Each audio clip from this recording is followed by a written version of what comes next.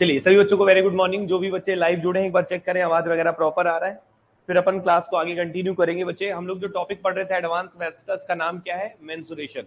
और आज से स्टार्ट करने वाले हैं क्षेत्रमिति। क्षेत्रमिति आपके लिए काफी इंपॉर्टेंट होता है एग्जाम के लिए।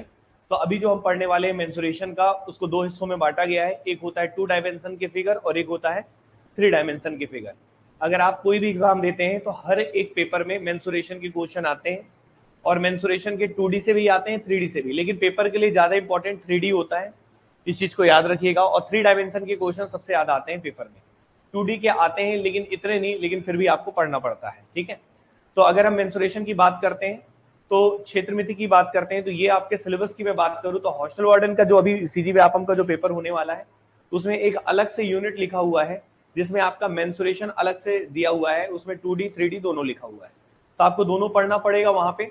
और ये उसके लिए तो है इंपॉर्टेंट, लेकिन अगर आप एसएससी, रेलवे या कोई भी अदर एग्जाम देते हैं तो उसमें मेंसुरेशन हमेशा इंपॉर्टेंट रोल प्ले करता है। क्लियर है? इवन बैंकिंग के एग्जाम में मेंसुरेशन के क्वेश्चन मिलते हैं आपको, और उसमें मिलते हैं तो 3D के मिलते हैं। क्लियर है? तो आज हम लोग जो टॉपिक पढ़ने वाले हैं उसका नाम क्या है? क्षेत्रमिति। और क्षेत्रमिति को क्या बोलते हैं? मेंसुरेशन। और रोटेशन पूरा बैच भी कंप्लीट हो चुका है। ये एक तरह से मेंसुरेशन में दोबारा फिर से करा रहा हूँ, और ये रोटेशन अब चालू हो रहा है। क्लियर है कि नहीं? ठीक है, तो अभी हम आगे बढ़ते हैं। ध्यान से देखिएगा मेंसुरेशन 2D में। तो 2D के जो क्वेश्चंस हैं वो इस प्रकार के होते हैं। क्वेश्चंस हम बाद में करेंगे, पहले कुछ होते हैं फॉर्मूलेज। तो पहले कुछ फॉर्मूलेज डिस्कस करेंगे और उसके बाद हम चीजों को लेके आगे बढ़ेंगे, ठीक है। तो मेंसुरेशन 2D हेडिंग में रहेगा क्या? मेंसुरेशन 2D लिखिए। क्षेत्रमिति,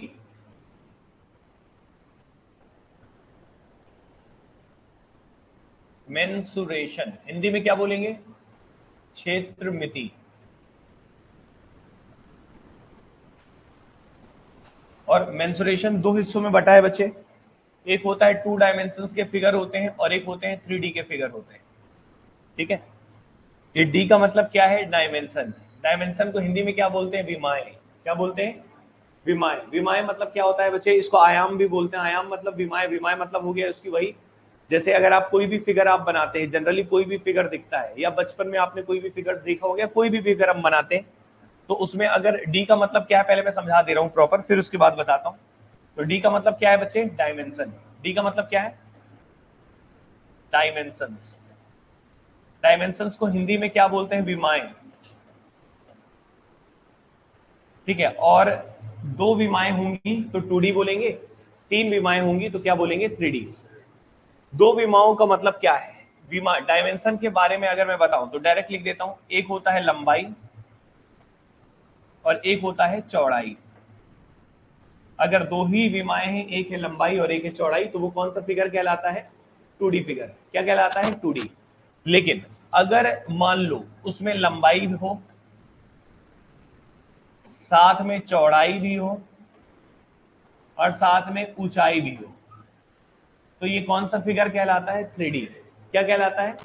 3D। एग्जाम्पल के तौर पे, जैसे अगर मैं बात करूं, ये जो बॉटल दिख रहा है आपको, ये जो बॉटल दिख रहा है, ये कैसा फिगर है? 3D। कैसा फिगर है? 3D। क्यों 3D है? क्योंकि देखो इसमें आधार मतलब एक लंबाई भी है और एक चौड़ाई भी है, हाँ या ना?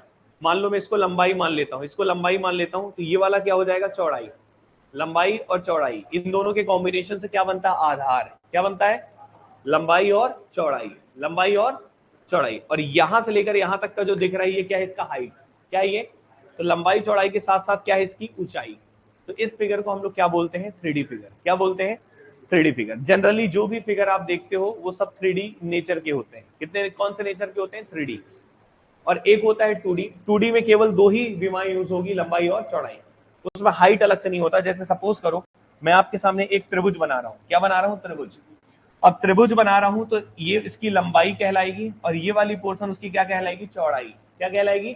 इसको ऊंचाई मत बोलो अभी, अभी ऊंचाई हाइट, हाइट तो है लेकिन किसका है? ट्राइंगल का।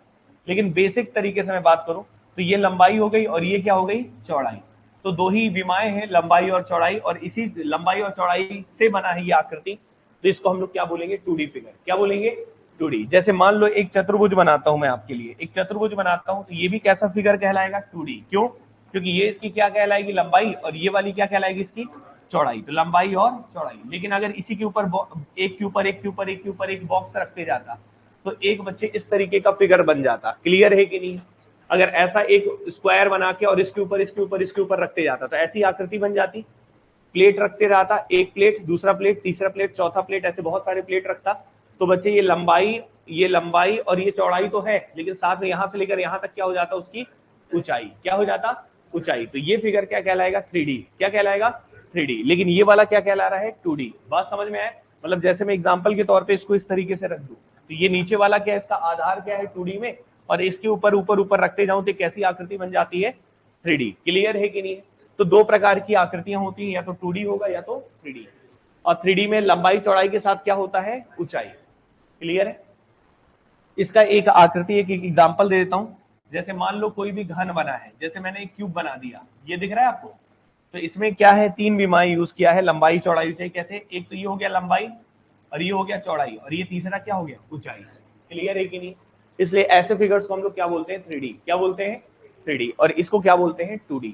अब 2D फिगर्स आप यहाँ पे पढ़ेंगे मेंसुरेशन में, और इसमें क्या पढ़ेंगे, सवाल ये उठता है। तो सबसे पहली बात, जो 2D फिगर्स होते हैं उसमें दो चीजें आप पढ़ेंगे। सबसे पहला पढ़ेंगे इसका क्षेत्रफल। क्या पढ़ेंगे बच्चे, क्षेत्रफल। और दूसरा क्या पढ़ेंगे, परिमाप। तो यहाँ पे लिखते हैं पहले। तो आप 2D फिगर, जो मेंसुरेशन के 2D फिगर्स होंगे, उसमें आप क्या पढ़ेंगे, क्षेत्रफल। क्या पढ़ेंगे, क्षेत्रफल। और क्षेत्रफल को इंग्लिश में क्या बोलते हैं, एरिया।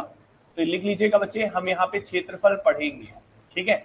और दूसरा क्या पढ़ेंगे बच्चे, इसका परिमाप। क्या पढ़ेंगे, परिमाप। परिमाप को हम लोग इंग्लिश में परिमाप बोलते हैं, इंग्लिश में परिमाप बोलते हैं, और हिंदी में क्या बोलते हैं, हिंदी में तो परिमाप ही है। तो ये हो गया परिमाप। क्लियर है? इंग्लिश में पेरीमीटर और हिंदी में क्या बोलते हैं, परिमाप। अब परिमाप और क्षेत्रफल, यही दो चीज निकालना आप सीखेंगे 2D फिगर में। क्लियर है कि नहीं? मतलब कोई भी आकृति आपके सामने होगा, जनरली आप एरिया निकालते हैं या फिर आप परिमाप निकालते हैं। कुछ और निकाल रहे हैं तो बात अलग है, लेकिन बेसिकली बच्चे यही फाइंड आउट करते हैं, या तो एरिया फाइंड आउट करेंगे या तो पेरीमीटर फाइंड आउट करेंगे। क्लियर है सभी को? अब सवाल ये उठता है, सर ये एरिया और पेरीमीटर, एरिया और पेरीमीटर होते क्या है, ये थोड़ा बता दो आप। फिर हम फिगर्स में एक एक करके चलेंगे और सभी फिगर्स का फॉर्मूला लिखेंगे और फिर क्वेश्चन करेंगे। क्लियर है कि नहीं है?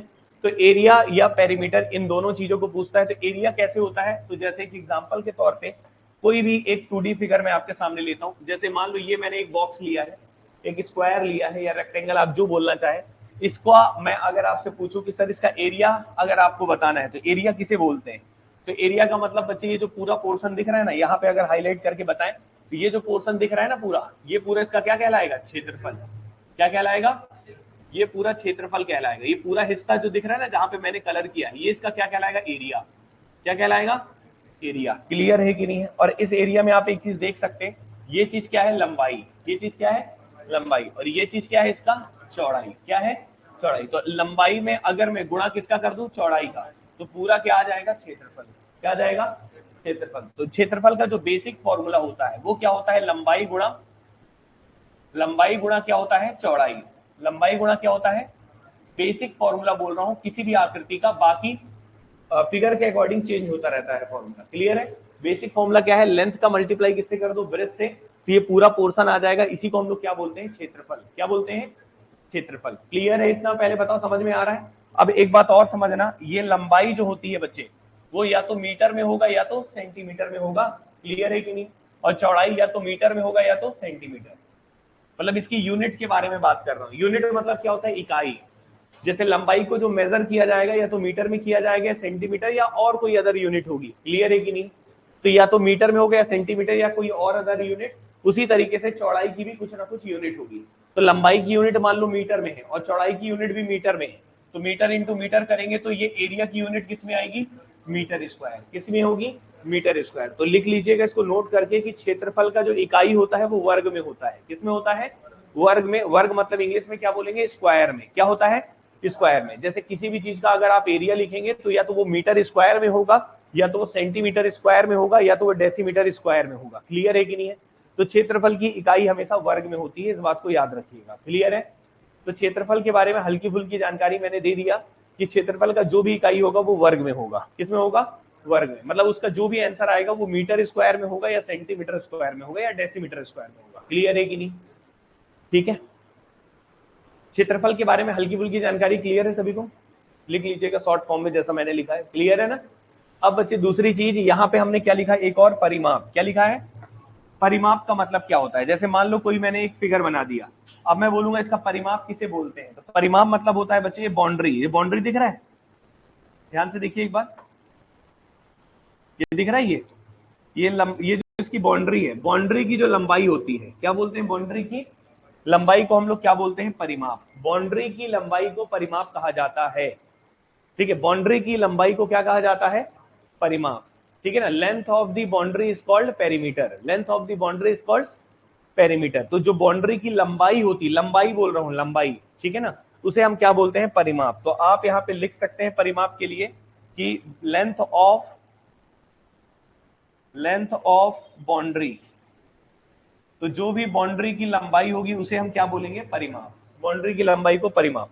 अच्छा, ये बाउंड्री का क्या है बच्चे, बाउंड्री का क्या है, लंबाई, और लंबाई की यूनिट क्या होती है बच्चे, मीटर में या सेंटीमीटर में या डेसीमीटर में।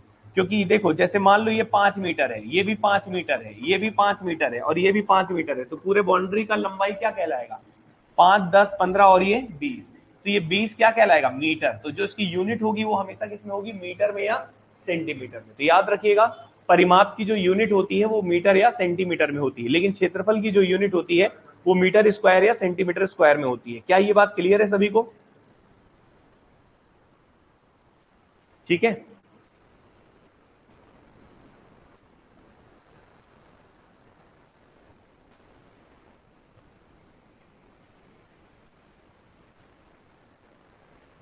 समझ में आ गया सभी को, हाँ या ना?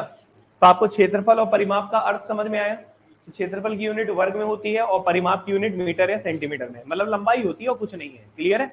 चलिए, अब पढ़ने वाले हैं एक एक करके सारे फिगर्स का फॉर्मूला। वो फॉर्मूला आपको याद करना पड़ेगा, कोई विकल्प नहीं है उसको, बहुत कठिन नहीं है, बहुत बेसिक तरीके से याद हो जाएगा वो, वैसे रटना नहीं है, समझ के पढ़ोगे तो सब याद होगा, ठीक है। और फिर उसके बाद सीधा क्या करना है, क्वेश्चन। क्लियर है? चलिए, तो आइए एक काम करते हैं, लिखते चलिएगा बढ़िया से कॉपी में नोट डाउन करके, टेबल बना लेते हैं।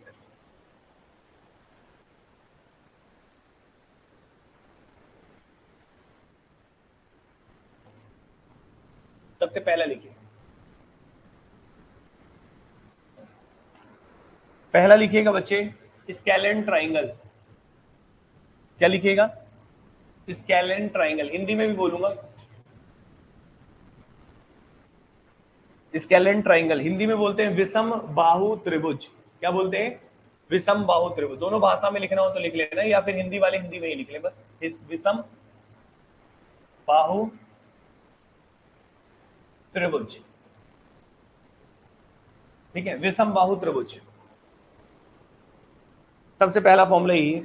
देखो, ज्योमेट्री जब पढ़ोगे ना तो इसमें डिटेल में जाओगे, इसमें डिटेल नहीं जाना है, इसमें केवल फॉर्मूला पढ़ना है। क्या पढ़ना है, और फॉर्मूला पढ़ के, क्योंकि इसमें कैलकुलेशन का पोर्शन रहता है और फॉर्मूला याद होना चाहिए, लगाना आना चाहिए बस, कैलकुलेशन अच्छा होना चाहिए क्योंकि गुणा उड़ा कई बार करना पड़ता है। क्लियर है कि नहीं? तो अब आते हैं बच्चे यहाँ पे विषम बाहु त्रिभुज। तो विषम बाहु त्रिभुज का पहले लिखना चाहो तो लिख लो, एक ऐसा त्रिभुज जिसकी सभी भुजाएं अलग अलग होती है, भिन्न होती है। एक ऐसा त्रिभुज जिसकी सभी भुजाएं भिन्न होती हैं उसे विषम बाहु त्रिभुज। जिसको पता हो वो नहीं लिखेगा तो भी चलेगा, और जिसको ना पता हो जरूर लिख लेना, जिसका बेसिक ठीक नहीं है, ठीक है। तो एक ऐसा त्रिभुज जिसकी सभी भुजाएं भिन्न हो, क्या हो, भिन्न। भिन्न का अर्थ क्या होता है, अलग अलग, उसे हम विषम बाहु त्रिभुज बोलते हैं। मतलब a triangle having all sides are different, a triangle having all sides different called scalene triangle. Clear है? तो एक ऐसा त्रिभुज जिसकी सभी भुजाएं भिन्न हो उसे हम विषम बाहु त्रिभुज बोलते हैं। तो एक विषम बाहु त्रिभुज मैं आपके लिए बना देता हूं। जैसे मान लो ये एक त्रिभुज, ठीक है, ये मैंने बना लिया, ये क्या कहलाएगा बच्चे, विषम बाहु त्रिभुज। तो ये मैंने लिख दिया ए, बी और सी। ये तीनों भुजाएं बच्चे डिफरेंट है, और इसे मैं क्या बोल रहा हूँ, विषम बाहु त्रिभुज। ठीक है, तीनों भुजाएं अलग अलग हैं, ये लिख लीजिए। इसका नाम देते हैं ए, इसका नाम देते हैं बी, इसका नाम देते हैं सी। क्लियर है? एक लंबाई ए है, दूसरा बी है, तीसरा सी। क्या ये क्लियर है सभी को? ठीक है। अच्छा, अब इसका हाइट हम बात करते हैं। हाइट क्या होता है, हाइट को हिंदी में क्या बोलते हैं, ऊंचाई। क्या बोलते हैं, ऊंचाई।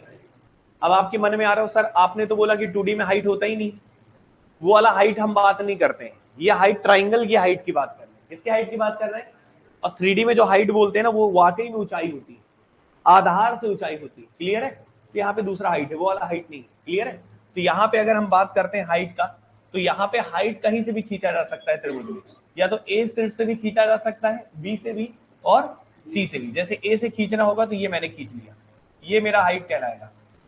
अच्छा, हाइट का मतलब क्या होता है, एक बात याद रखना, हाइट तभी कहलाएगा, ऊंचाई तभी कहलाएगा जब आधार पे वो कितने डिग्री का कोण बनाए, 90 डिग्री का। ये इंपॉर्टेंट बात है, कितने डिग्री का कोण बनाए, 90 डिग्री। ये सब ज्योमेट्री का पार्ट है, मैं हमेशा पढ़ाता हूं तो मिक्स कर देता हूं, लेकिन उससे बच्चों को ज्यादा जानकारी मिले इसलिए मिक्स करता हूं, नहीं तो कायदे से तो केवल हाइट लिखना चाहिए मुझे, लेकिन मैं फिर भी बताते चल रहा हूं। क्लियर है कि नहीं? तो बच्चे याद रखिएगा, आधार से कितने डिग्री का एंगल बनना चाहिए, बोलिए बच्चे, 90 डिग्री का, तभी ये क्या कहलाएगा, ऊंचाई। क्या कहलाएगा? और ऊंचाई को हम किससे रिप्रेजेंट कर रहे हैं, एच। किससे कर रहे हैं? अच्छा, अगर मान लो मैं ऐसे खींच देता तो ये हाइट कहलाता क्या, जैसे ये हाइट कहलाएगा? ये हाइट नहीं कहलाएगा।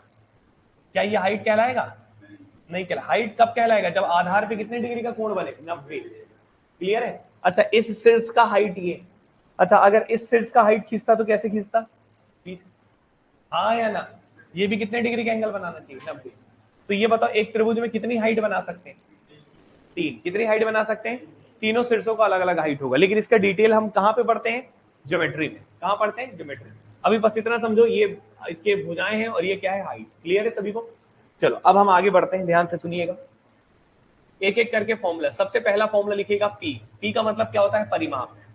पी का मतलब क्या होता है, पेरीमीटर। शॉर्ट फॉर्म में लिख रहा हूं ना, कहीं पे नोट कर, नोटेशन लिख लेना, पी मतलब परिमाप। पी मतलब परिमाप। परिमाप को इंग्लिश में क्या बोलते हैं, पेरीमीटर। क्या बोलते हैं, पेरीमीटर। कहीं पे नोट डाउन कर लेना आप लोग, ठीक है? पी का मतलब पेरीमीटर है। वही लिख दूं क्या कहीं, चलो लिख देंगे कहीं, कहां पे लिखे, जगह ही तो नहीं, यहां लिख लेते हैं। पी का मतलब क्या होगा, पेरीमीटर। पेरीमीटर को हिंदी में क्या बोलते हैं, परिमाप। कहीं भी पी यूज करूंगा मतलब परिमाप होगा। तो परिमाप का फॉर्मूला क्या होगा, मैंने बताया था, बाउंड्री की लंबाई। बाउंड्री की लंबाई। तो ये बताओ, बाउंड्री की लंबाई क्या क्या है बताएंगे, यहां से ए, ये बी और ये सी, ये लंबाई ही तो है। तो परिमाप इसका होगा ए प्लस बी प्लस सी। क्या ये याद हो गया? सही है? परिमाप क्या हो जाएगा, ए प्लस बी प्लस सी।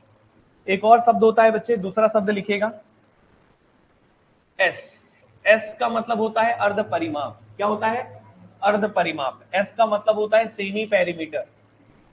क्या बोलते हैं इंग्लिश में, सेमी पेरीमीटर। और हिंदी में क्या बोलते हैं, अर्ध, अर्ध परिमाप। और उसको हम किससे रिप्रेजेंट करते हैं, एस से। सेमी पेरीमीटर, परिमाप का आधा मतलब अर्ध परिमाप। हाँ या ना? तो एस का मतलब होता है पी बटा 2।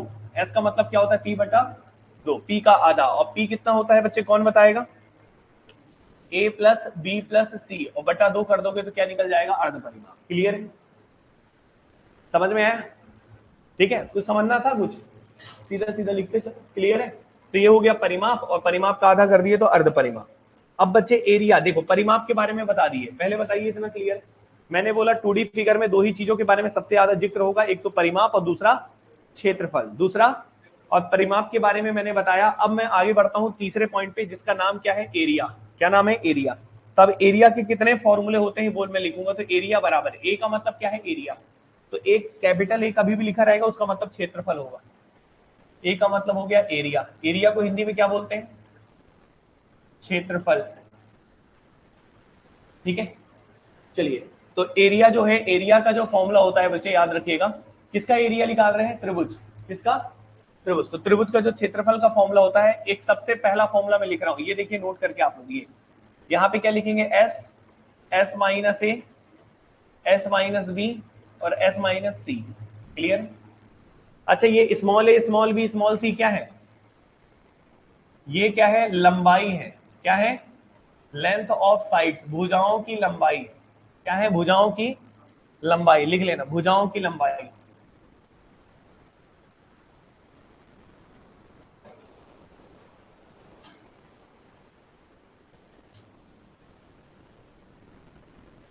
भुजाओं की लंबाई। क्लियर है बच्चे?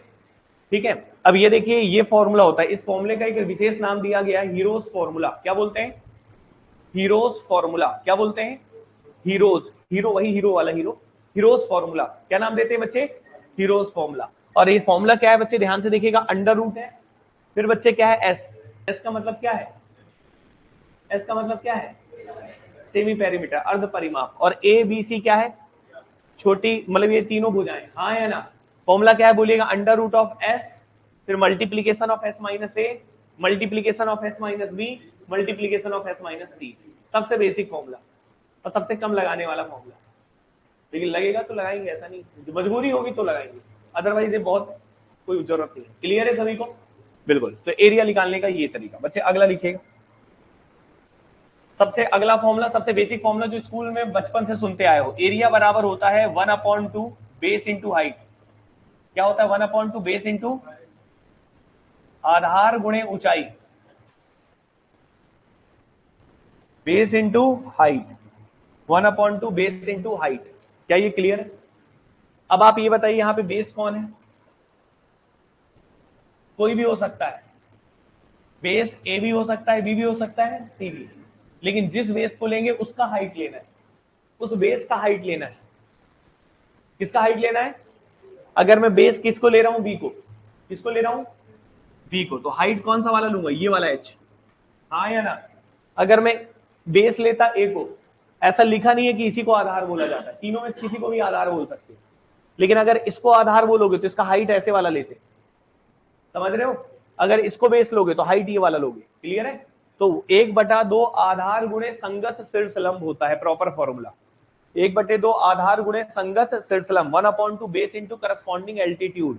लेकिन ये लिखने की अभी जरूरत नहीं है, सब ज्योमेट्री में मैं लिखवाता हूँ। क्लियर है कि नहीं? मेंसुरेशन को मेंसुरेशन के हिसाब से पढ़ो। ज्यादा अगर मैं सबको मिक्स कर दूंगा तो ये चैप्टर बहुत दिक्कत कर देगा आपको, तो दोनों को अलग अलग पढ़ते हैं और दोनों में कंसेप्ट फिर तैयार होता है। क्लियर है कि नहीं? तो 1/2 आधार गुणे ऊंचाई, बस इतना याद रखना, बस इतना याद रखना, जो आधार ले रहे हो उसी का ऊंचाई लेना, उसी पे ऊंचाई खींचा जाना चाहिए। क्लियर है कि नहीं? तो ये बच्चे फॉर्मूला हो गया 1/2 बेस इंटू हाइट, हिंदी में लिखेगा 1/2 आधार गुणे ऊंचाई। बस बच्चे ये वाला फॉर्मूला हो गया। 4 कितने फॉर्मूले पढ़ लिए आप लोगों ने?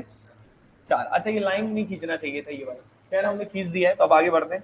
5वां लिखिए बच्चे, 5वां फॉर्मूला। 5वां फॉर्मूला लिखिएगा a is equal to 1/2 A B sine theta. एक और फॉर्मूला होता है 1/2 ए बी साइन थीटा। अब ये ए बी साइन थीटा मतलब क्या है मैं बताना चाहूंगा, बोर्ड में देखिएगा थोड़ा। जैसे ये दिख रहा है ए, बोर्ड में देखना बच्चे, ये ए भुजा दिख रहा है और ये क्या दिख रहा है? बी।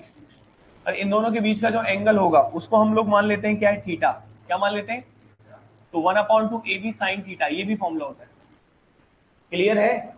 अच्छा, अगर ए दिया हो, बी दिया हो और ये एंगल दिया हो तो 1/2 ए बी साइन थीटा करके एरिया निकाल सकते हैं। समझ में आ रहा है? लेकिन अगर मान लो आपको ए बी की जगह क्या दिया हो? B C. क्या दिया हो? तो 1/2 बी सी इंटू ये वाला एंगल ले लेते, एंगल सी। अगर आपको ए सी दिया है तो एंगल ए वाला ले लेते। क्लियर है कि नहीं? तो जो एंगल दिया है उन्हीं वाले भुजाओं को लेना है, ये फॉर्मूला होता है। क्लियर है कि नहीं? तो 1/2 ए बी साइन थीटा, अगर ए भुजा और बी भुजा ले रहे हो तो ए और बी भुजा के बीच का कोण लिखना है, ए और बी भुजा के बीच का कोण लिखना है। अगर आप मान लीजिए बी और सी अगर आपको दिया है लंबाई, तो बी और सी के बीच का जो एंगल दिया होगा वो वाला लिखना है। क्लियर है कि नहीं?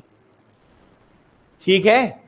और अगर ए और सी दिया है तो उनके बीच का कोण लिखना है, तो 1/2 ए बी साइन थीटा याद रहेगा। ठीक है?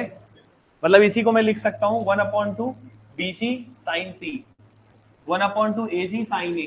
क्लियर है? लिखिए 6वां फॉर्मूला। कितने फॉर्मूले एरिया के पढ़ लिए अभी तक? 3 फॉर्मूला एरिया के कितने पढ़े हो? 3। अगला लिखिए एरिया का एक और formula, small r is equal to area of triangle upon semi perimeter. Small r is equal to A upon S. Capital A क्या है? क्षेत्रफल, और एस क्या है? अर्ध, और आर क्या है? किसका? त्रिज्या। तो लिख लो यहाँ पे, आर को हम बोलते हैं इन रेडियस। क्या बोलते हैं? इन रेडियस। अब ये कौन सी चीज होती है हम बाद में पढ़ाएंगे। क्लियर है कि नहीं? बता देते हैं थोड़ा सा वैसे। इन रेडियस, इन रेडियस को हिंदी में क्या बोलते हैं? अंततः त्रिज्या। क्या बोलते हैं? अंततः त्रिज्या। क्या बोला जाता है? अंततः त्रिज्या। अंततः त्रिज्या क्या होता है ये बता। त्रिज्या मतलब, त्रिज्या शब्द कब आता है? जब सर्कल की बात होती है। किसकी बात होती है? सर्कल को हिंदी में क्या बोलते हैं? वृत्त। क्या बोलते हैं? वृत्त। जैसे ये ट्राइंगल है, इसके अंदर अगर आप कोई सर्कल बनाते हैं, क्या बनाते हैं, सर्कल। जैसे मान लो एक एग्जांपल के तौर पे मैं बना दे रहा हूं, लेकिन अभी बताने की कोई जरूरत नहीं थी वैसे, तो ये मैंने एक सर्कल बना दिया, अब दिख रहा है सर्कल, ये त्रिभुज के अंदर सर्कल है और ये सर्कल तीनों भुजाओं को छू रहा है। तो जब ये तीनों भुजाओं को छूता है तो इस वृत्त का जो त्रिज्या होता है उसी को क्या बोलते हैं, अंततः त्रिज्या। क्या बोलते हैं, नाम अंततः क्यों पड़ा है, क्योंकि अंदर की ओर है, वृत्त कहां की ओर है, अंदर की ओर, और उसका जो त्रिज्या है इसलिए हमने क्या बोला, अंततः त्रिज्या। तो ये स्मॉल आर होता है, तो याद रखिएगा बच्चे, बहुत इंपॉर्टेंट फॉर्मूला है। तो आर इज इक्वल टू होता है एरिया अपॉन सेमी पेरीमीटर। क्या होता है, एरिया अपॉन, इसके बारे में डिटेल जिक्र आप करेंगे ज्योमेट्री में। किसमें करेंगे, ज्योमेट्री में। ज्योमेट्री में यही सब तो पढ़ना है डिटेल में, क्लियर है कि नहीं। यहाँ पे फॉर्मूला पढ़ना है, वहां पे प्रॉपर्टी पढ़ना है, ऐसे दो चैप्टर है। और ऐसे ही आपके वार्डन में भी, सिलेबस में भी है। ज्योमेट्री एक अलग यूनिट में है, मेंसुरेशन एक अलग यूनिट में। समझ में आ रहा है, तो आपको दोनों, तो फॉर्मूला भी पढ़ना है, ये भी पढ़ना है। फॉर्मूला से इससे करीब 3-4 क्वेश्चन आ जाएंगे पेपर में, सबसे ज्यादा इसी से आएंगे, 3D से। फिर उसके बाद 2-3-4 क्वेश्चन बकायदा ज्योमेट्री से भी आएंगे। तो 7-8 क्वेश्चन करीब वेटेज रखेगा ये दो चैप्टर, ज्योमेट्री और मेंसुरेशन मिला के। क्लियर है कि नहीं, ठीक है। जो व्यापम का ट्रेंड दिख रहा है उसके हिसाब से बात समझ में है। तो मुद्दे की बात ये है कि यहाँ पे याद रखिएगा, आर का मतलब होता है अंततः त्रिज्या, और small r is equal to A upon S है। तो पेपर में क्या होगा, आपको स्मॉल आर दे देगा, क्या दे देगा, और क्या दे देगा, एस। क्या दे देगा, अच्छा एस भी नहीं देगा, क्या दे देगा, पी। क्या दे देगा, पी से क्या निकालोगे, एस, और एस और आर का गुणा करोगे तो क्या आ जाएगा, एरिया। क्या मैं इसको लिख सकता हूं, area is equal to r into s, हाँ या ना। तो एरिया निकालने का एक और सूत्र आपने पढ़ लिया, आर इज इक्वल टू क्या, ए इज इक्वल टू क्या होता है, r s. A is equal to क्या होता है, आर एस। आर क्या है, स्मॉल आर क्या है, त्रिज्या, अंततः त्रिज्या क्या है, अंततः, और एस क्या है, अर्ध परिमाप। क्लियर है कि नहीं। तो एरिया निकालने के कायदे से फॉर्मूले, आर भी पूछ सकता है, ए भी पूछ सकता है, बहुत इंपॉर्टेंट है। अंततः त्रिज्या से क्वेश्चन हर बार बन रहा है। क्लियर है कि नहीं, ठीक है बच्चों। चलिए, तो ये वाला आपके सामने कितने फॉर्मूले हमने लिख लिया, 4। अब एक आखिरी लिखो,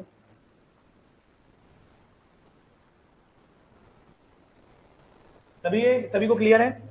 अब देखिएगा, कैपिटल आर बराबर, एक और होता है, एक स्मॉल आर होता है, एक बड़ा आर होता है। और जो बड़ा आर होता है उसका फॉर्मूला होता है A B C upon 4 times of capital A. Capital A किसको रिप्रेजेंट कर रहा है, एरिया। किसको कर रहा है, एरिया। तो ABC upon 4 times of area of triangle. Small A, small B, small C त्रिभुज की तीनों भुजाओं को रिप्रेजेंट कर रहा है, और ये फॉर्मूला होता है कैपिटल आर का। क्लियर है कि नहीं। तो capital R is equal to ABC upon 4 times of area of triangle होता है। अब कैपिटल आर क्या होता है ये बता देते हैं। तो कैपिटल आर का मतलब होता है सरकम रेडियस। क्या होता है, सरकम रेडियस। हिंदी में बोलते हैं परित्रिज्या। क्या बोलते हैं, परित्रिज्या। परित्रिज्या मतलब समझ रहे हो, जैसे ये अंततः था ना, अंततः, परि मतलब बाहर की ओर, परि मतलब सरकमफ्रेंस में। क्लियर है कि नहीं है। तो परित्रिज्या जो होगी वो कैसे बनेगी, जो सर्कल होगा वो बाहर की ओर होगा। जैसे जो अंदर वाला सर्कल था तीनों भुजाओं को टच कर रहा था, अब जो बाहर वाला सर्कल होगा वो किसको टच करेगा, तीनों शीर्ष को। किसको टच करेगा, तीनों शीर्ष को। जैसे तीनों शीर्ष को टच करने वाला एक सर्कल दिख रहा है, तो इसको हम क्या बोलेंगे, परिव्रत। क्या बोलेंगे, परिव्रत। परिव्रत को इंग्लिश में बोलते हैं सरकम सर्कल। क्या बोलते हैं, सरकम सर्कल। ये ज्योमेट्री में डिटेल में पढ़ते हो। क्लियर है कि नहीं। और ये जो बाहर वाला जो सर्कल है इसी को परिव्रत बोलते हैं। और परिव्रत की जो त्रिज्या होती है, परिव्रत की क्या होती है, जो त्रिज्या, जैसे मान लो यहाँ सेंटर पॉइंट, ये त्रिज्या जो है, ये त्रिज्या जो है, ठीक है, ये जो त्रिज्या है, तो बच्चे ये जो त्रिज्या होती है बच्चे, इसी त्रिज्या को हम लोग क्या बोलते हैं, परित्रिज्या। क्या बोलते हैं, परित्रिज्या। समझ में आ रहा है।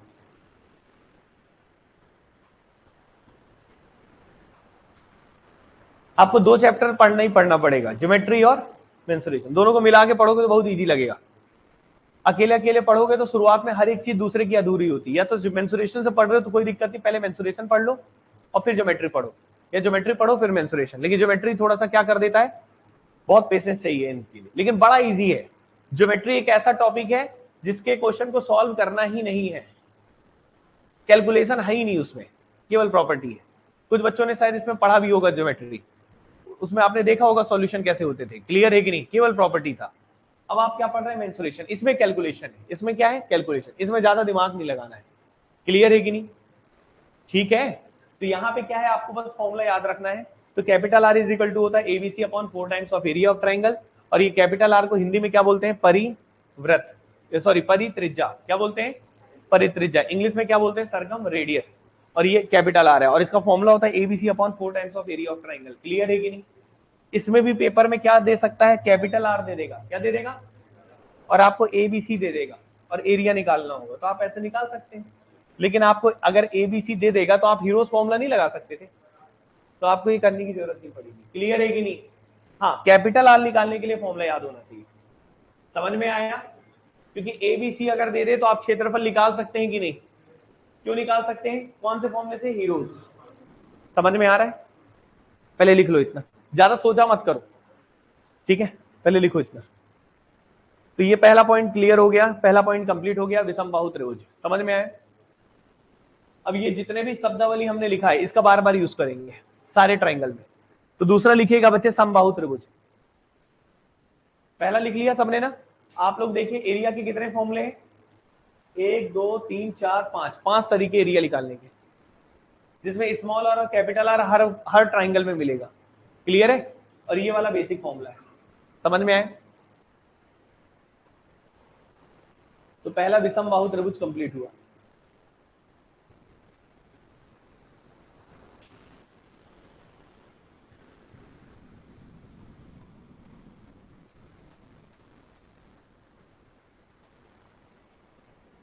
ठीक,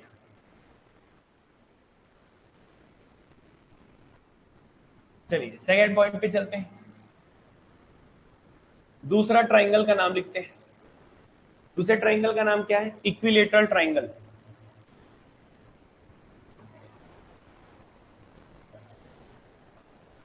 इक्विलेटरल ट्राइंगल, इक्विलेटरल ट्राइंगल को हिंदी में क्या बोलते हैं? समबाहु त्रिभुज। क्या बोलते हैं? समबाहु त्रिभुज। बच्चे लिखिएगा, बहुत इंपॉर्टेंट है ये आपके पेपर के लिए, सभी एग्जामों के लिए, शिक्षक भर्ती हो चाहे कोई भी हो, ये इसके क्वेश्चन हमेशा मिलते हैं। ठीक है, हर एग्जाम में मिलते हैं। इक्विलेटरल ट्राइंगल को क्या लिखिएगा? समबाहु त्रिभुज।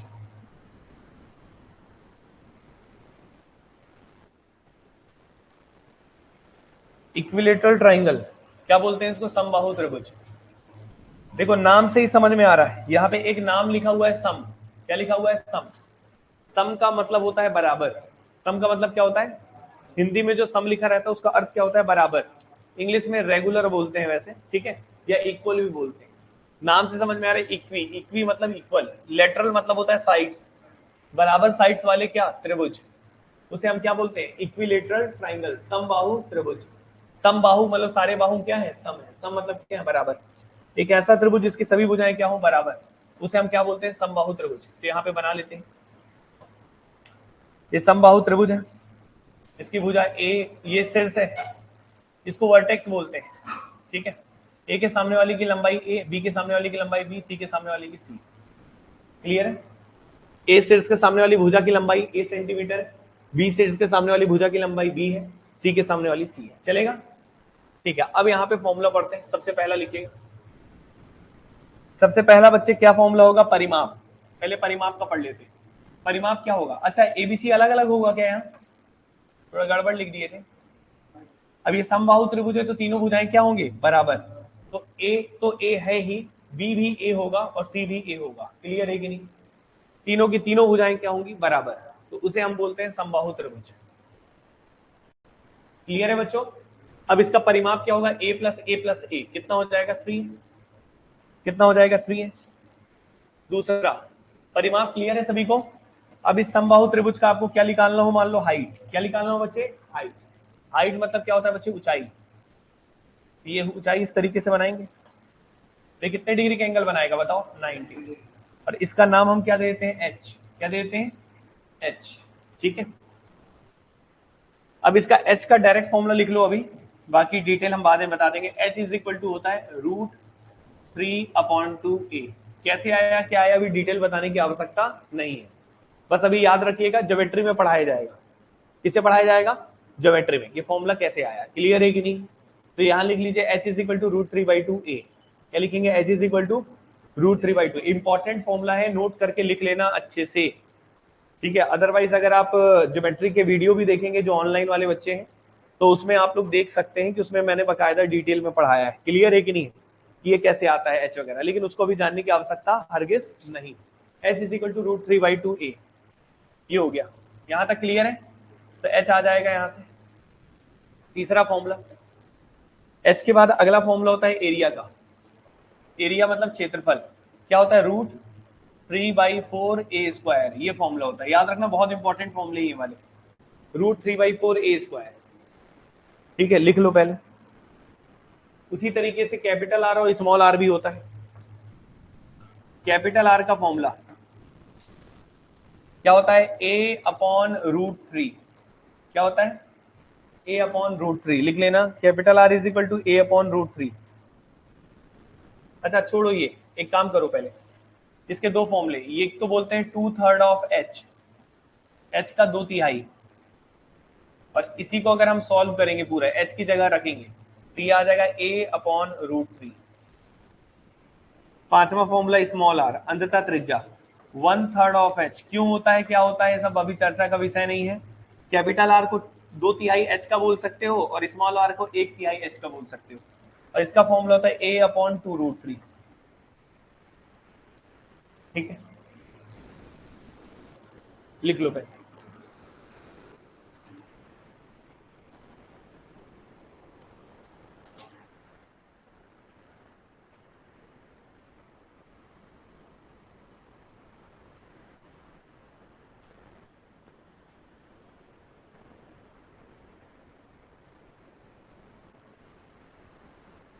ठीक है, मोस्ट इंपॉर्टेंट लिख लेना इसमें, सबसे इंपॉर्टेंट है, ध्यान से सुनिए। अब एक और फॉर्मूला लिखिएगा, ये क्या है बच्चे फॉर्मूला, इसको क्या बोलते हैं? कैपिटल आर को परित्रिज्या, स्मॉल आर को अंततः त्रिज्या। परित्रिज्या का सूत्र होता है 2/3 एच का, और इसको बोलते हैं a/√3।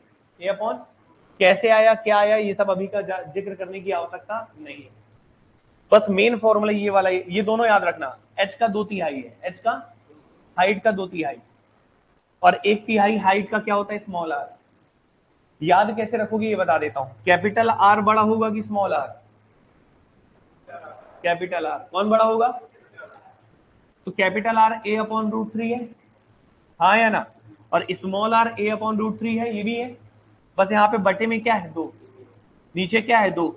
मतलब जो भी कैपिटल आर होगा उसका आधा कर देंगे तो स्मॉल आर आ जाएगा। ठीक है, कैपिटल आर अगर a/√3 है तो ये भी तो a/√3 है ना, बस ये बटे में 2 है, मतलब क्या है? आधा है। तो स्मॉल आर कैपिटल आर का क्या होता है? आधा। क्या होता है? आधा। अच्छा, तो एक और पॉइंट लिख लो, कैपिटल आर और स्मॉल आर का जो अनुपात होता है, याद रखिएगा, कैपिटल आर हमेशा डबल होता है स्मॉल आर का। क्लियर है कि नहीं? ठीक है, जैसे बोल दिया एक समबाहु त्रिभुज है जिसकी भुजा 144 सेंटीमीटर है और उसकी अंततः त्रिज्या 16 सेंटीमीटर है, तो परित्रिज्या क्या होगा? 32। कुछ करने की जरूरत नहीं, अंततः 16 है तो परि क्या होगा? 32, डबल होगा। क्या होगा? डबल। तो आपको पूरा यहाँ पे फॉर्मूला वॉर्मूला लगाने की जरूरत नहीं है, उसकी भुजा भुजा से कोई लेना देना नहीं है, बस कैपिटल आर बच्चे स्मॉल आर का क्या होगा? डबल। याद रहेगा ये बात? ठीक है, तो याद रखिएगा कैपिटल आर स्मॉल आर का रेशियो क्या होता है बच्चे? 2:1। क्लियर है सभी को? ठीक है, तो ये फॉर्मूले सारे लिख लिए आपने, कंप्लीट हो गया इतना। ये बहुत इंपॉर्टेंट है, इसको इंपॉर्टेंट करके लिख लेना, पेपर में बहुत आता है ये सारे याद हो जाएगा। किसी फॉर्मूले को याद करने में तकलीफ हो तो बताओ, उसको याद करवाऊं फिर मैं, तरीका है अपने पास याद कराने का, मजाक नहीं है। बताओ कोई दिक्कत हो रहा है? पहला, दूसरा, तीसरा, चौथा, पांचवा, छठवां, सातवां, किसी में भी टफ लग रहा है कोई? क्योंकि उसका डिटेल बता दूंगा तो आगे याद हो जाएगा। कौन सा वाला? तुम तो ज्योमेट्री भी पढ़े हो यार, कहे नहीं आए थे? आ तो रहे थे ना क्लास उस समय? अच्छा अच्छा, ठीक, उस समय नहीं आ रहे थे? आपने पढ़ा है? याद है आपको? कैसे? ये क्या होता था? केंद्रक पढ़ाया था मैं। क्या पढ़ाया था? केंद्रक। केंद्रक को बोलते हैं सेंट्रॉइड। अभी देखो इतना डिटेल में अगर तुम जाओगे ना तो तुम ना मेंसुरेशन सीख पाओगे, और जब ज्योमेट्री पढ़ाऊंगा तो उसमें तो पूरा डिटेल में पढ़ेंगे। मेंसुरेशन में केवल फॉर्मूला पढ़ना है। क्या पढ़ना है?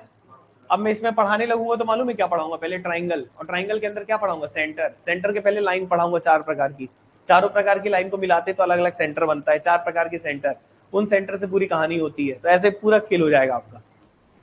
ठीक है, तो ऐसे नहीं पढ़ना होता है, बात समझ में है? अभी सीधा सीधा फॉर्मूला याद रखो। कौन सा याद नहीं हो रहा है? इसमें कुछ नहीं याद, कैसे नहीं हो रहा एकदम? एच का 2/3 कर लो ना यार, 2/3 जानते हो, मतलब टोटल अगर 3 है तो इसका 2 हिस्सा, ये वाला हिस्सा डबल होता है। अच्छा थोड़ा सा बता देता हूँ, ये जैसे सेंटर पॉइंट है मान लो, तो ये क्या होगा आपका डबल, किसका, इसका। 2 और 1, ये 2:1 में बटता है, तो 2 है ये 1 है, तो टोटल क्या है 3, और 3 का 2 हिस्सा ये कैपिटल आर होता है, और ये क्या होता है स्मॉल आर। कैसे होता है क्या होता नहीं बताऊंगा, समझ में, ठीक है। अभी लिख लो, साइंटिस्ट बन लो या एग्जाम क्रैक कर लो। साइंटिस्ट बनना है तो आराम से 15 महीने का कोर्स ज्वाइन करो। कितने महीने का कोर्स, 15 महीने का। और अगर एग्जाम क्रैक करना है तो जल्दी जो बता रहे हैं सीखते चलो। क्लियर है, चलिए नेक्स्ट क्वेश्चन में, नेक्स्ट कहानी में चले। ये सब पढ़ने के लिए कहां पे जाएं, ज्योमेट्री का इंतजार करें या वीडियो में देखें, ठीक है। चलिए लिखिए बच्चे अगला, कुछ नहीं करना है, ये वाला फॉर्मूले से ज्यादा इंपॉर्टेंट ये वाला है, ये याद रखना। इसको छोड़ भी दोगे तो चलेगा, a/√3, a/√3 का आधा, सही है। एक याद है तो दूसरा नहीं याद हो जाएगा, a/√3 यहां भी बस आधा। लिखो बच्चे तीसरा, आराम से पढ़ना होता है ये टॉपिक को, कभी भी याद रखना। एडवांस मैथ्स के लिए पेशेंस चाहिए होता है, टफ नहीं होता, ये आसान होता है। लेकिन दिक्कत क्या होता है, बच्चे लगातार क्लास नहीं कर पाते। सम द्विबाहु त्रिभुज लिख लीजिएगा बच्चे, सम द्विबाहु त्रिभुज, सम द्विबाहु त्रिभुज। धैर्य रखना, आराम से सीख जाओगे, बस रेगुलर क्लास करना, ठीक है। सम द्विबाहु त्रिभुज, सम द्विबाहु त्रिभुज नाम से समझ में आ रहा है। कितने बाहु हैं, 2, और दोनों बाहु क्या है, समान है, बराबर है। इसको हम क्या बोलते हैं, सम द्विबाहु त्रिभुज। तो 2 भुजा अगर बराबर हो तो लिखना हो तो लिख लेना, एक ऐसा त्रिभुज जिसकी 2 भुजाएं बराबर हो उसे हम सम द्विबाहु त्रिभुज बोलते हैं। एक ऐसा त्रिभुज जिसकी 2 भुजाएं बराबर हो, कोई भी 2 हो, कोई भी 2 बराबर हो तो उसको हम क्या बोलते हैं, सम द्विबाहु। जैसे मान लो ये दोनों भुजा बराबर है, ABC एक ट्राइंगल है, ये भी A, ये भी A, और ये क्या है B। तो 2 भुजाएं बराबर हो तो उसे हम क्या बोलते हैं, सम द्विबाहु त्रिभुज। लिख लिया सबने। अब आगे बढ़ते हैं, सम द्विबाहु त्रिभुज का डायरेक्ट फॉर्मूला लिखो, ज्यादा डिटेल अब जानने की जरूरत नहीं, फालतू में टाइम वेस्ट नहीं करेंगे। अच्छा इसका ये क्या होगा बच्चे, यहाँ पे हाइट क्या होगा, हाइट लिखते बस चलो। सबसे पहला फॉर्मूला किसका होगा, आप सब बताएं, परिमाप। किसका होगा, परिमाप, ठीक है। क्या होगा परिमाप का, कौन बताएगा, a+a+b, तो 2a+, परिमाप का फॉर्मूला हो गया, ठीक है। दूसरा लिखेंगे एरिया का फॉर्मूला। अच्छा एरिया का निकालने के पहले हाइट लिख लो। अच्छा एक बात और बताऊं, आपको जो हाइट वगैरह निकालना होगा ना, कभी भी एक बात और बता देता हूं, सम द्विबाहु त्रिभुज में सॉल्व करते वक्त हम फॉर्मूले का यूज कम से कम करेंगे, कम से हम डायरेक्ट बना देंगे बिना फॉर्मूले के। अगर हमें ट्रिपलेट पता है, क्या पता है, तो हमें कोई फॉर्मूले की जरूरत नहीं। और ट्रिपलेट में बताऊंगा बकायदा, टेंशन नहीं लेना है।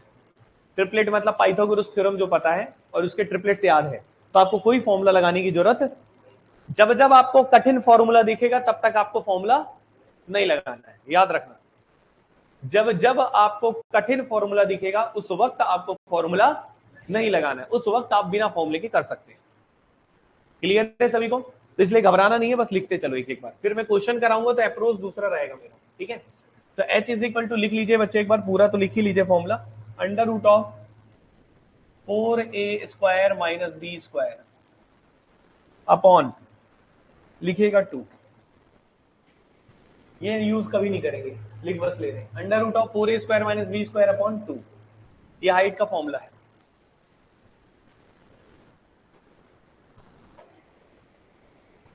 तीसरा फॉर्मूला एरिया का, लिखते बस चलो फॉर्मूला वगैरह, आज की क्लास केवल फॉर्मूला है, कल की क्लास से मजा आएगा। b/4 √4a² - b²। चौथा small r is equal to area upon s। पांचवा capital R is equal to ABC upon, sorry A B C upon 4a। अच्छा, यहाँ ए बी सी लिखने की जरूरत है? यहाँ ए सी लिखेंगे, क्या लिखेंगे? ए बस मैंने ए बी सी ऐसे लिख दिया है समझने के लिए। क्लियर है कि नहीं?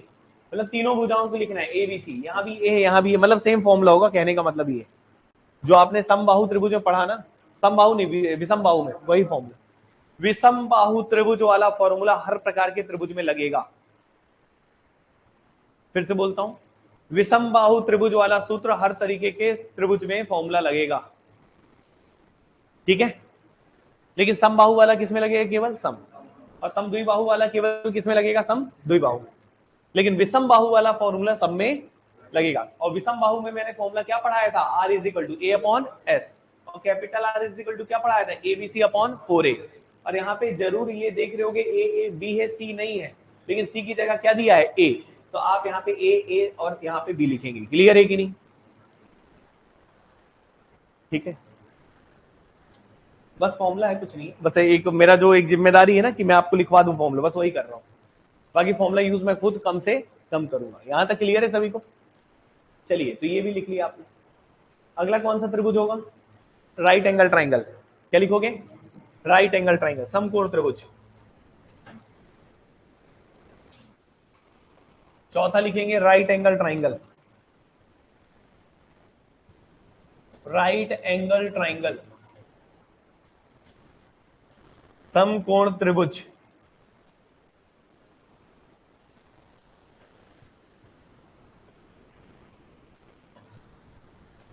ठीक है बच्चे, अब समकोण त्रिभुज कैसा दिखता है बना देता हूं मैं। ये है समकोण, इसमें ये एंगल कितने डिग्री का होता है? 90। समकोण त्रिभुज की विशेष बात यह है कि एक कोण कितने डिग्री का होगा? 90। और 90 डिग्री के सामने वाली जो भुजा होती है उसको हम लोग क्या बोलते हैं? कर्ण। क्या बोलते हैं? कर्ण। और कर्ण को इंग्लिश में क्या बोलते हैं? हाइपोटेनस। क्या बोलते हैं? हाइपोटेनस। और 90 डिग्री यहाँ पे अगर मैं थीटा ले रहा हूँ, क्या ले रहा हूँ? थीटा, तो इसके बगल वाला जो भुजा होता है वो क्या होता है? आधार। क्या होता है?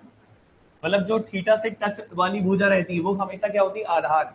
और थीटा से टच वाली एक भुजा क्या होती है? कर्ण। क्या होती है? अगर इसको थीटा लिए हैं तो ये होगा आधार। आधार को इंग्लिश में क्या बोलते हैं? बेस। और थीटा के सामने वाली भुजा जो होती है उसको हम लोग क्या बोलते हैं? लंब। क्या बोलते हैं? लंब। लंब को इंग्लिश में क्या बोलते हैं? परपेंडिकुलर। नाम से ही समझ सकते हो, लंब मतलब लंबाई। जैसे आप देख रहे हो ऐसे किसी बिल्डिंग को देख रहे हो, खूब लंबी बिल्डिंग है, तो उस बिल्डिंग की लंबाई देख रहे हो। लंबाई का मतलब क्या होता है? लंब। क्या होता है? जैसे ये मेरी आंख है और इस आंख से मैं देख रहा हूं तो ये लंबाई है बिल्डिंग का, ये पूरी बिल्डिंग के क्या कहलाएगा? लंब। क्या कहलाएगा? और जो एंगल बनता है वो मैंने एंगल यहाँ थीटा रख दिया। क्लियर है? अभी इतना डिटेल नहीं जानना है, हाइट एंड डिस्टेंस में आप जानते हैं बाकी चीजें। क्लियर है कि नहीं? सब चैप्टर एक दूसरे से मिक्स रहते हैं थोड़े थोड़े, तो किसी ना किसी को तो पढ़ना ही पड़ेगा ना, शुरुआत कहीं से तो करना ही पड़ेगा। क्लियर है कि नहीं? तभी आप इतना लिख लेना, लंब, आधार और ये कर्ण। बस ये तीन चीजें हैं बच्चे। अब इस पे आधारित अब हम आपको कुछ फॉर्मूला लिखवाने वाले हैं जो बहुत इंपॉर्टेंट है। चलो, तीनों भुजाओं को अलग अलग मान लेते हैं। जैसे मान लो इसका नाम हमने रख लिया ए, इसका नाम रख लिया बी और इसका नाम रख लिया सी। सी क्या है? कर्ण। ये ए है, ये बी है। तो पेरीमीटर बराबर क्या होगा? कौन बताएगा? ए प्लस बी प्लस सी। सही है, लिख लो। एरिया बराबर क्या होगा? Formula 1/2 base into height. Base क्या है? बी, और हाइट क्या है? ए, तो ए बी हो जाएगा। हाँ या ना? Capital R is equal to लिख लेना, इंपॉर्टेंट फॉर्मूला है। परित्रिज्या जिसको बोलते हैं C/2। ये C क्या है? कर्ण। कर्ण का आधा कर देते हैं तो परित्रिज्या आ जाता है। और स्मॉल आर बराबर लिख लेना, स्मॉल आर बराबर लिख लेना A plus B minus C/2। एक बात और बताऊं, जो आपने विषम बाहु त्रिभुज में फॉर्मूला लगाया था ना, वो यहां भी लग जाएगा, कैपिटल आर और स्मॉल आर निकालने के लिए। लेकिन इससे आसान ये वाला पड़ता है, इसलिए लिखवाए। क्लियर है कि नहीं? क्योंकि इसमें क्या है? परित्रिज्या निकालने के लिए सी का आधा कर दो, सी का। और ये बहुत आया है पेपर में क्वेश्चन, इससे आया हुआ है। व्यापम हो, हर एग्जाम में है व्यापम, तो मैंने नाम बोल दिया, हर एग्जाम में है। SSC railway banking, sorry SSC railway Vyapam, सब में। क्लियर है कि नहीं? तो ये कैपिटल आर किसका आधा होता है? कर्ण का। और स्मॉल आर क्या होता है? ए प्लस बी माइनस सी, लंब प्लस आधार माइनस कर्ण बटा 2। याद रखना, ठीक है? लिख लो इसको। बस बच्चे, ये वाला भी हो गया। कितने फॉर्मूले लिखवा दिए जल्दी बताओ? कितने लिखवा दिया? 4। 5वें में चले? यहां तक क्लियर है सभी को? चारों फॉर्मूले अच्छे से क्लियर हुए सभी को? फॉर्मूला ही लिखवाते रह गए यार, आज तो पढ़ा ही नहीं पाए। लिखो, पांचवा फॉर्मूला, बड़े हैं ना फॉर्मूले, बहुत सारे हैं। ठीक है, right angle triangle, right isosceles triangle, right angle isosceles लिखिएगा, राइट आइसोस्केलस ट्राइंगल।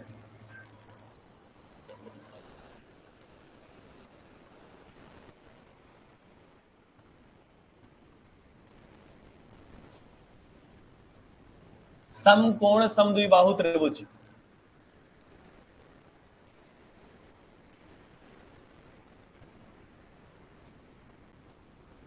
क्या लिखेंगे? समकोण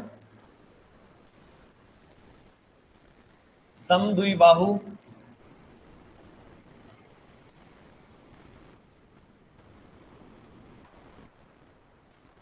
समकोण समद्विबाहु त्रिभुज।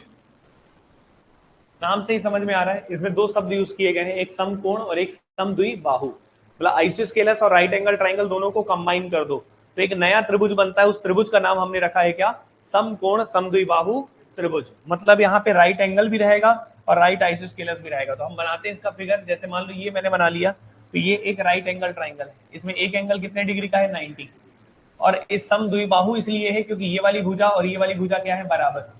ये ए तो ये भी ए, तो ये इसलिए समद्विबाहु भी है और समकोण भी है, हाँ या ना? ठीक है, तो यहाँ पे दोनों का कॉम्बिनेशन है, दो भुजा बराबर भी है और 90 डिग्री भी है, इसलिए इसका नाम क्या पड़ गया? समकोण समद्विबाहु त्रिभुज। समकोण भी है और समद्विबाहु भी है। क्लियर है कि नहीं? इंपॉर्टेंट है ये भी, ए और ये बी। ठीक है, इसके लिए फॉर्मूला लिख लो। सबसे पहला फॉर्मूला किसका है? परिमाप। परिमाप बराबर क्या होगा? ए प्लस बी। अच्छा एक बात बताओ, थोड़ा सा सुन लेना, ये बी निकालने का तरीका। बी कैसे निकालते हैं? आप लोग एक पढ़ोगे राइट एंगल ट्राइंगल में पाइथागोरस थ्योरम। क्या पढ़ोगे? पाइथागोरस थ्योरम, हिंदी में लिखेंगे पाइथागोरस प्रमेय। पाइथागोरस को पाइथागोरस लिखोगे और थ्योरम को क्या बोलते हैं? प्रमेय। पाइथागोरस प्रमेय। और पाइथागोरस नाम के साइंटिस्ट हैं जिन्होंने एक थ्योरम दिया था, और ये थ्योरम केवल वैलिड किसके लिए था? समकोण त्रिभुज के लिए। किसके लिए वैलिड था? समकोण त्रिभुज के लिए। और उन्होंने बोला था कि कर्ण का स्क्वायर, हाइपोटेनस का स्क्वायर जो होता है वो हमेशा किसके बराबर होता है? लंब का स्क्वायर धन आधार का स्क्वायर। क्लियर है कि नहीं? ये उन्होंने एक थ्योरम दिया था कि लंब स्क्वायर बराबर आधार स्क्वायर प्लस लंब स्क्वायर प्लस आधार स्क्वायर। ये पता था आप लोग को? अगर नहीं पता हो तो लिख लेना, अगर आपके लिए एकदम जीवन नया है, ये दुनिया नई है तो याद रखिएगा। कर्ण स्क्वायर बराबर क्या होता है? लंब स्क्वायर धन आधार स्क्वायर। क्लियर है? हाइपोटेनस स्क्वायर बराबर P square plus B square. तो अगर मैं आपसे बोलूं, ये बताइए, यहाँ पे मैं लिख सकता हूं क्या कि बी स्क्वायर बराबर क्या हो जाएगा? ए स्क्वायर प्लस ए स्क्वायर। और ए स्क्वायर प्लस ए स्क्वायर क्या होता है? 2a स्क्वायर, हाँ या ना? तो ये बताओ बी की वैल्यू निकालेंगे तो स्क्वायर उधर जाके क्या हो जाएगा? रूट। रूट 2a स्क्वायर और रूट 2 हो जाएगा। ए स्क्वायर का रूट करेंगे तो क्या आ जाएगा? ए। तो बी का मान क्या आ जाएगा? Root 2a। क्या ये क्लियर है, हाँ या ना? तो अब आप ये बताइए परिमाप बराबर क्या होगा? तो एक तो हम ये लिख सकते हैं a प्लस ए क्या हो गया? 2a, और प्लस क्या हो गया? कर्ण क्या हो गया? b। एक तो ये है, और दूसरा हम इसी चीज को लिख सकते हैं a प्लस ए 2a हो गया, और b का वैल्यू लिख देंगे क्या? Root 2a। समझ में है? आना ही पड़ेगा ना, इसमें कुछ नया थोड़ी बताया। अच्छा, 2 का मतलब क्या होता है? आपको पता होना चाहिए। रूट 2 का मल्टीप्लाई अगर रूट 2 से करूंगा तो क्या आएगा? 2। जानते हो ये बात? तो यहाँ पे 2 है, तो यहाँ पे एक रूट 2 को कॉमन ले लेता हूँ और साथ में किसको कॉमन ले लेता हूँ? a को। तो अंदर क्या बचेगा? रूट 2a कॉमन आ गया, a तो बाहर आ गया, रूट 2 आ गया, तो अब बचा क्या? केवल रूट 2। और रूट 2a पूरा आ गया तो ये प्लस। तो ये परिमाप बोलते हैं। या तो ये बोल लो या तो ये, लेकिन ये बोला करो, ये मत बोला करो। समझे? कई बार होता है पेपर में सीधा फॉर्मूला पूछ लेता है। क्या पूछ लेता है? फॉर्मूला। जल्दी से लिखो, आज के लिए फिर खत्म करते हैं, बाकी कल पढ़ेंगे। तो ये क्लियर हुआ सभी को? रिपीट करना है कुछ? तो ये लिख लिया बच्चे हमने, किसका फॉर्मूला? परिमाप का। परिमाप का ये वाला याद रखना बस, ये याद करने की जरूरत नहीं, ये तो इसी से आया है ना, इससे काम बन जाएगा। परिमाप के बाद दूसरा लिखिएगा बच्चे एरिया। एरिया क्या होता है? 1/2 बेस इंटू हाइट। बेस कितना है? a, और हाइट भी कितना है? a। तो a इंटू ए क्या होगा? a square. अच्छा यही हाइट कहलाएगा क्योंकि कितने डिग्री का एंगल बना रहा है 90 डिग्री। तो जो एक भुजा है वही हाइट बन गया है। क्लियर है कि नहीं?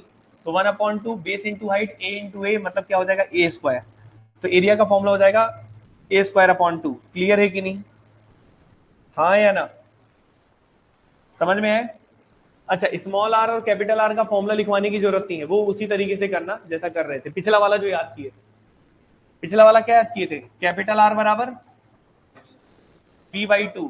v/2 मतलब कर्ण बटा 2। v की जगह लिख लेते हैं कर्ण। कर्ण बटा क्या हो जाएगा 2। और स्मॉल आर बराबर a प्लस b की जगह क्या दिया है a। तो अब मैं डायरेक्ट लिख दे रहा हूँ a plus B minus C upon 2। याद रहेगा? सी का मतलब क्या है? कर्ण। सी का मतलब क्या है? यहाँ नहीं दिख रहा है लेकिन समझ जाओगे ना। तो पिछला वाला फॉर्मूला यूज करना। अलग से लिखवाऊंगा फालतू में कॉम्प्लिकेटेड बनेगा, नया फॉर्मूला होगा, याद करने की कोई जरूरत नहीं है। कम से कम याद रखो, ज्यादा से ज्यादा याद करोगे तो दिक्कत होगा। मैं तो कुछ कराऊंगा ही नहीं फॉर्मूला वॉर्मूला, जब क्वेश्चन कराऊंगा तो आप खुद देखेंगे। कम से कम फॉर्मूला, मिनिमम फॉर्मूला बोल तो रहा हूं, वही आप रख सकते हो, उसका नया फॉर्मूला बन जाएगा। आपको मैंने जो पीछे पढ़ा है वही वाला यूज करना। क्लियर है कि नहीं? समझ में है? क्लियर है सभी को? कोई दिक्कत है? चलिए तो आज के लिए इतना ही रखते हैं, बाकी हम नेक्स्ट क्लास में पढ़ेंगे। पहले बताइए इतना क्लियर है? तो आज हमने कितने प्रकार के फिगर्स के बारे में फॉर्मूला पढ़ा? बहुत कम पढ़ पाए यार, मजा नहीं आया। कितने? 5। कल हम जल्दी से कवर करेंगे, मैं सीधा सीधा फॉर्मूला लिखवाऊंगा और फिर क्वेश्चन पे उतरेंगे, तब मजा आएगा। ये टॉपिक में क्वेश्चन करने में बहुत इंटरेस्ट आता है। क्वेश्चन मजेदार है, क्वेश्चन में फॉर्मूला ही नहीं लगेगा, आप देखना सीधे सीधे बस कुछ फॉर्मूलेज हैं। जैसे समबाहु त्रिभुज का याद करना जरूरी है, राइट एंगल ट्राइंगल का जानकारी जरूरी है, ट्रिपलेट जरूरी है, अब बस रूम्बस वोम्बस होगा तो उनका फॉर्मूला थोड़ा बहुत देखना है। क्लियर है कि नहीं? ट्राइंगल के ज्यादा फॉर्मूले नहीं लगेंगे। क्लियर है कि नहीं? यहां तक क्लियर? तो आज के लिए इतना काफी है, मिलते हैं अगली क्लास में। कल हम इसके आगे कंटिन्यू करेंगे। आज 5 फिगर्स के बारे में बताया, कल आपको 5 और बताएंगे, 5-6 और बताएंगे।